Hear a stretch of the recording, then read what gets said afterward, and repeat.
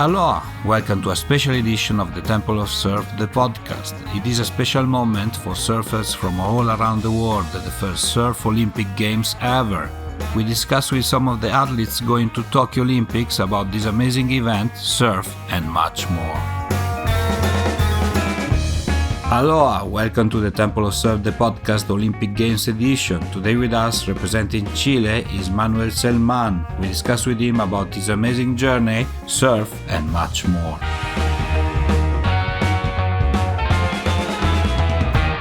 Hi Manuel, welcome to the show. Where are you today?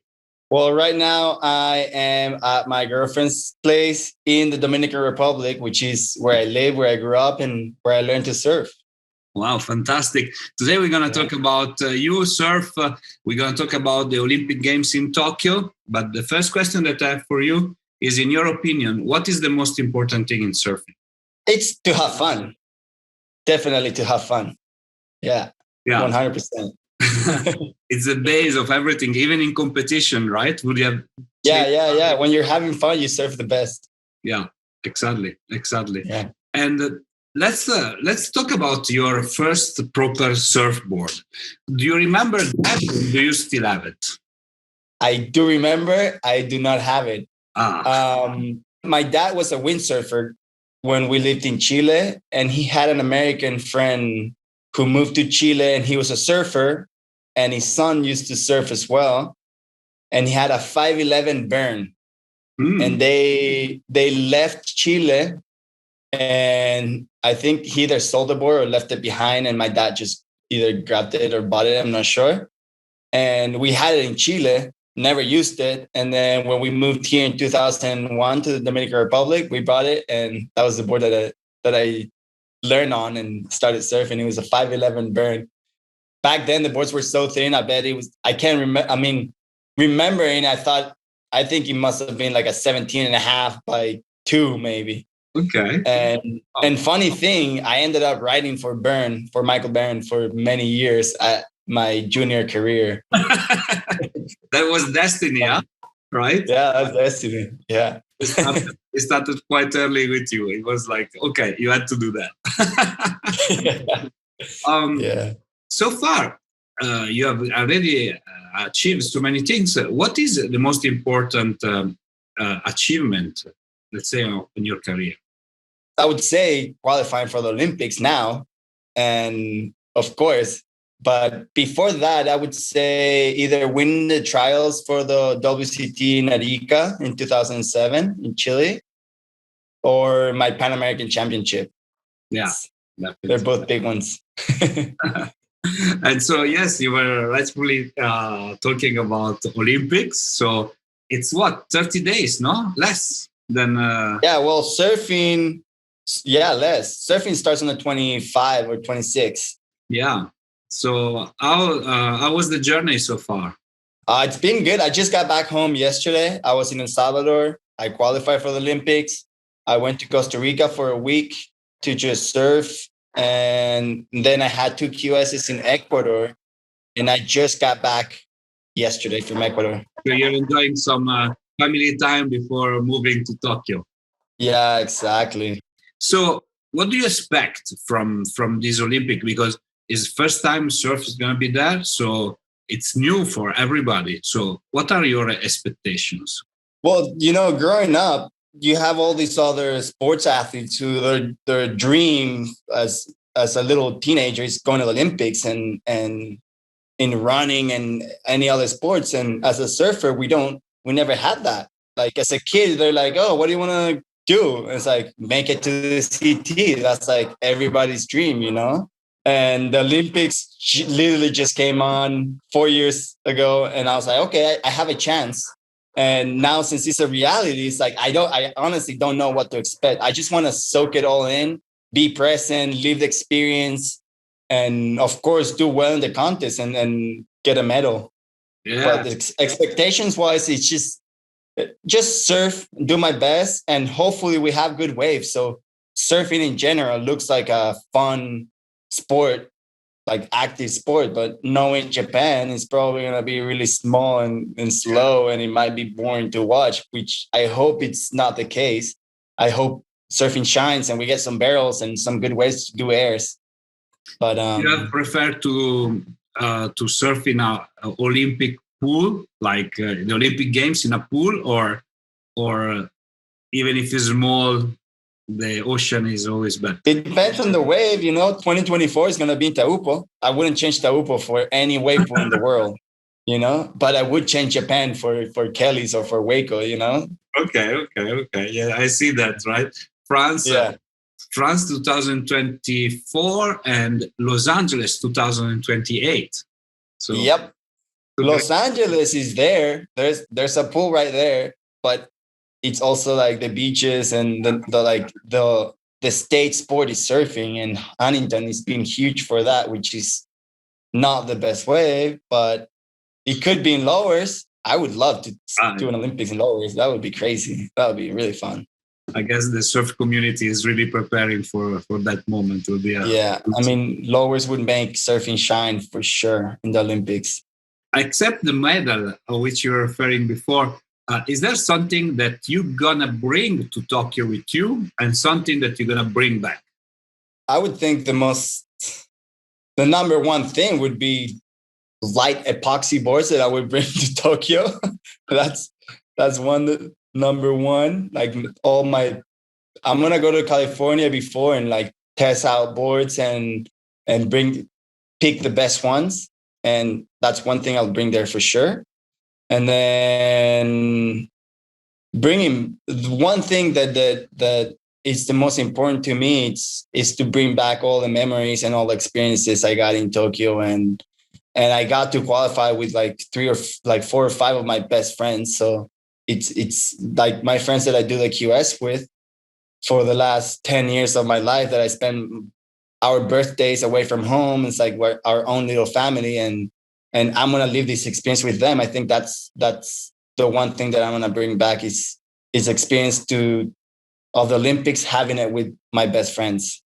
What does it mean, your participation to the Olympic Games for the surfers of your country? You're gonna represent your country, so that's amazing. What represents for the people around you and the surfers? Yeah, no, it's crazy. It's like to debut in a sport that is debuting in the Olympics, that's like writing on a stone forever. That will stay in history forever. And in a way, surfing, it's not like a huge sport in Chile. A lot of people surf. The industry is big, but in the public eye and the general population, it's just like a holiday thing where people go to the beach and surf. It's not seen as an Olympic sport as it is now. And I think having me as a Chilean qualify would open the eye to the whole population and also the public brands and also the government, which we've been having good support from the government. But I don't think in a million years they thought somebody in surfing was going to qualify.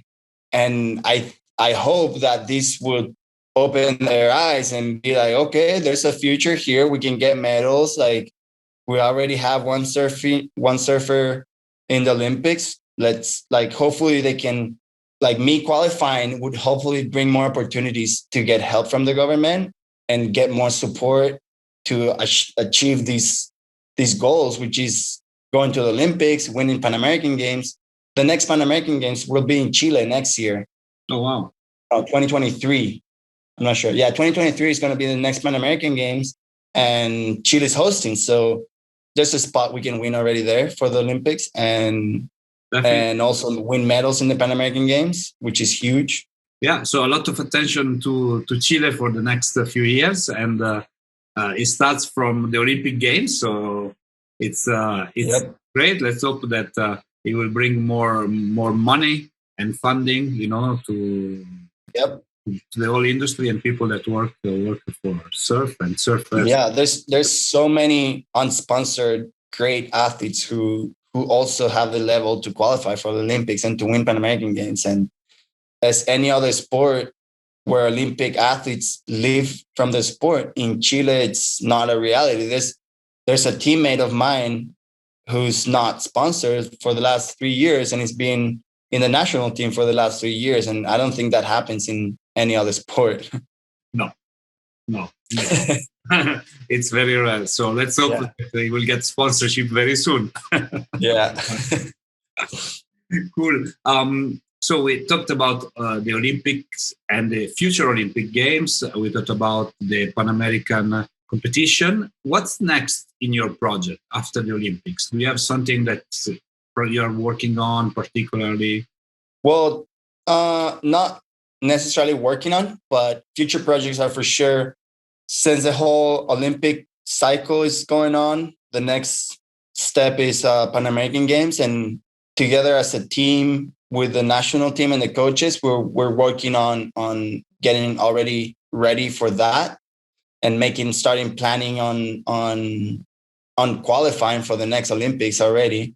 But besides that, personally, there's still 3 more years for the Olympics and 2 more for the Pan American Games. And the QS has been going pretty slow with the whole pandemic, and they separated to regional events. And there's some regions who still haven't had any events.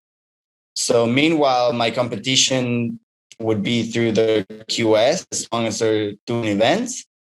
And besides that, I really love kite surfing and foiling. And if I get a chance to compete in kite surfing, I would like to do that. I'm super in love with the sport. I feel like I'm a waterman for sure. If it's flat, I'll be surf foiling. If it's windy, I'll be kite surfing or kite foiling. I'm just staying in the water the whole time. But in the next coming years, I would love to compete either in winging or kite foiling. And I also started to shape now, and I like to shape. I've been shaping only foil boards. I created a brand to just make foil boards, and I've made like 4 or 5 just little prototypes. I sold one already, and like as a project, as a personal project, just keep going with the foils. Wow, you keep yourself very busy. Yeah, I honestly don't have enough hours in the day. Yeah. Normally, I wake up, I go to the beach. There's waves, I'll surf. Otherwise, I'll foil until 11, 12. I'll go home, have lunch. Then the wind will pick up. I'll go kiting or winging. Maybe I'll go to the shaping room if the wind is still not up, and then 4 or 5, I'll be back in the water. Wow. And then beat. That's a nice way to spend the day. I like that. That. Okay. Yeah. I say like the ocean is my gym. I honestly never step in a gym. I would do the foil for the legs and the kite for the upper body. That's my training. Easy. Yeah. Definitely. I agree with you. We're going to finish our interview with a Q&A session. So please answer the first thing that comes up to your mind. Okay? Okay. The best surfboard that you ever ridden? Sharp Eye. From which brand? Is a brand Sharp Eye? That's Sharp Eye. The ones that Felipe and Canoa rides. Okay, cool. Your favorite shaper? Sharp Eye. Marcio, yeah. Okay. Yeah. Personal question, your favorite song? That's a tough one. I don't really have a favorite song. I do have one. Just don't know exactly the name. What is a hip hop? Like this rock and roll? I like to hear reggaeton. Yeah, Caribbean music. Okay. For sure. So it should be something in the reggaeton sphere. Okay. Yeah. You let me know. It's called Por Siempre. Por Siempre. Okay. I'll have a look. I will listen to it. Your favorite surf spot? Encuentro. Encuentro is where? In Chile? Yeah, in the Dominican Republic. Dominican Republic, okay. Yeah, Encuentro, Dominican Republic. Your favorite surfer of all time?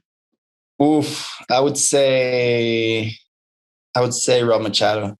Rob Machado, yes. Amazing surfer and amazing person as well. Yeah. It's fantastic. The last question is a little bit unusual. Even Rob Machado answered to that one. So first, okay. There's nothing to do with surf or surfers.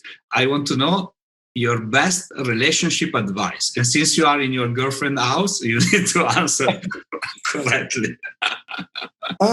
Best relationship advice in one word. I would say patience.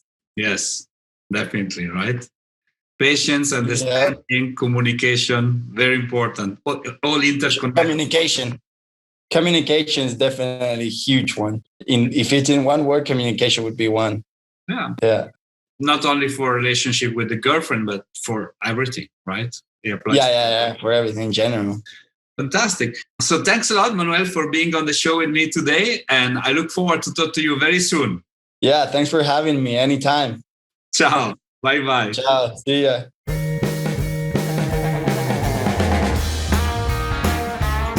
Hi, it's me again. I hope you enjoyed our today's episode. If you want to know more about us, please follow www.thetempleofsurf.com and all our social media. Mahalo!